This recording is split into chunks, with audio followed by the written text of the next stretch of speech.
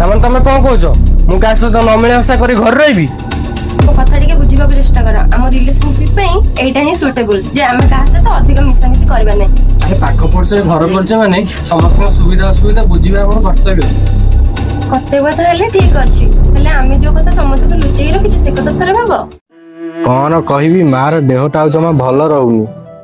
ଆଉ ସେମିତିରେ ବି ଆମେ ଏତେ ଦୂରରେ ଘର ଭଡା ନେଇକି ରହୁଛେ। ଶୁଣ, ମୁଁ କହୁଥିଲି ଆମେ ନହେଲେ ଗାଁକୁ ଚାଲିଯିବା, କିଛି ନହେଲେ ମାଙ୍କର ସେବା ତ କରିପାରିବା। ମୁଁ ବି ଠିକ ସେଇ କଥା ଭାବୁଥିଲି। ଆଜି ଶିବା ଆସୁଛି ଗାଁରୁ, ତା ପାଇଁ ଟିକେ ରୋଷେଇ କରିଦବ। ହଁ, ଏକଥା ମୁଁ ଆଗରୁ ଜାଣିଛି। ଦିଅର ବାବୁ ମତେ ଫୋନ କରି କହିଥିଲେ, ସେଥିପାଇଁ ତ ତାଙ୍କ ମନ ପସନ୍ଦର ଛତୁରାଇ କରିଛି। ହଉ ତମେ ଖାଇବାକୁ ବାଢ, ମୁଁ ଅଫିସ ବାହାରୁଛି। ମାର ଦେହ ଯଦି ଅଧିକ ଖରାପ ହବ, ମୁଁ ସେଇ ଅଫିସରୁ ହିଁ ଗାଁକୁ ଚାଲିଯିବି। ଏଠୁ ଚାଲିଗଲେ ହୁଏ ତ ଆମ ଉପରେ ସମସ୍ତେ ଅଧିକ ସନ୍ଦେହ କରିବେ। ଆରେ ଆମ କଥା ଆଉ କେହି ଶୁଣିଦେନି ତ? ଏବେ ପୁଣି କଣ ହବ? ଘରେ କିଏ ଅଛ?